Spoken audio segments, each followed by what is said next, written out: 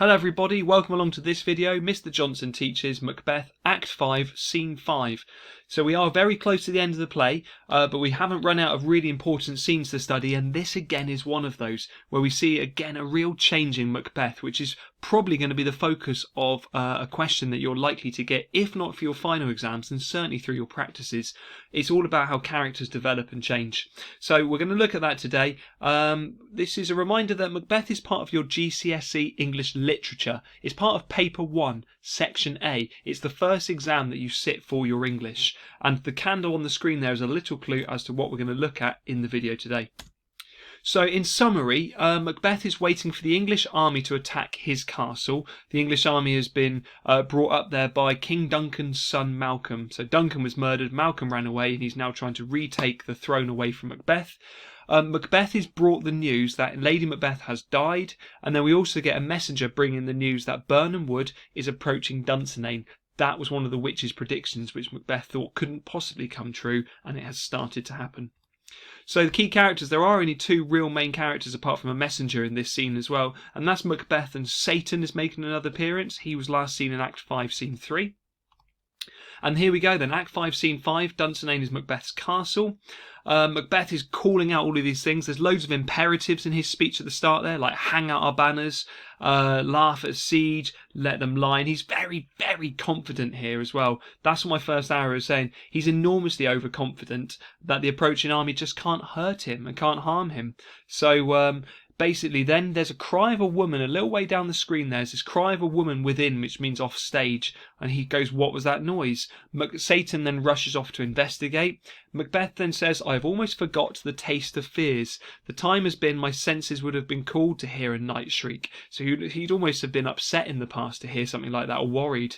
But he then goes into his bit, which I've highlighted with an arrow there for you.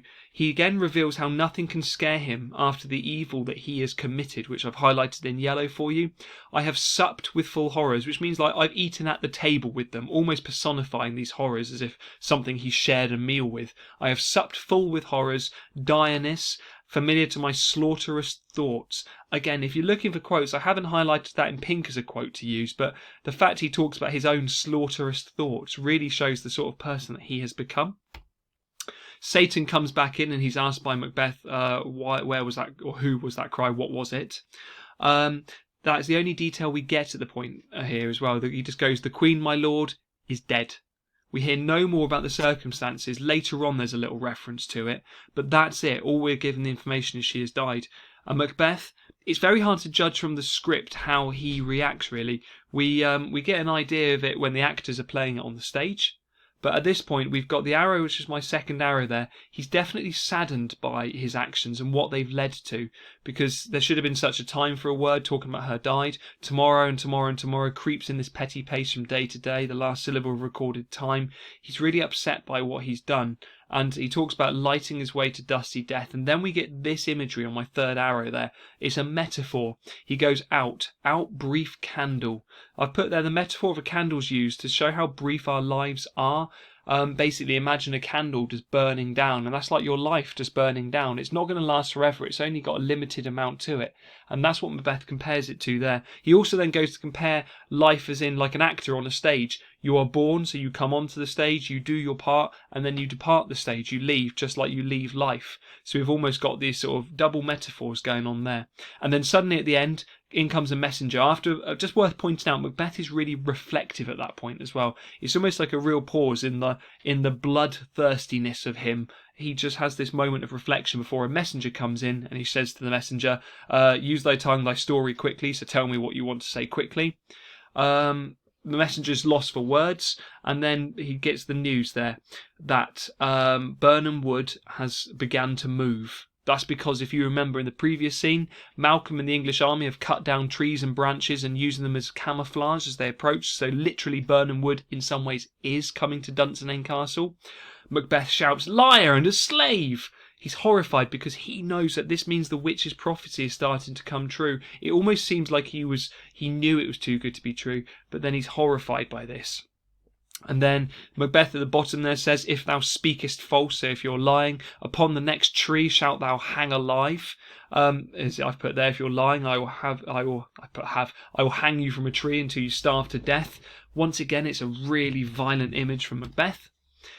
And then he starts to quote the witches again. It's almost like his go-to. It's almost the thing he does when he's in panic. And he says, "Fear not till Birnam Wood comes to Dunsinane." And he goes, "And now a wood comes toward Dunsinane.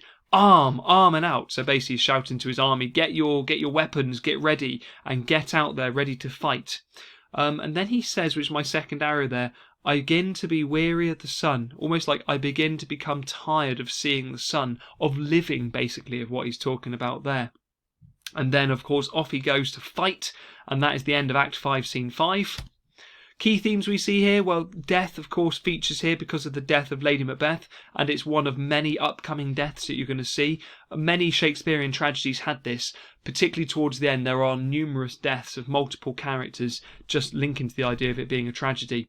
The idea of destiny, as to whether Macbeth was destined to be this, was always going to lose, and also the consequences of actions is something I'd really focus on here as well. The fact that his actions have caught up with him, and what he has chosen to do, the evil he has chosen to do, he was never going to get away with it.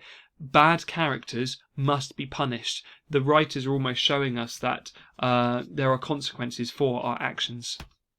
So pause this slide and have a go then at these. These are 5 quick questions just to check your understanding.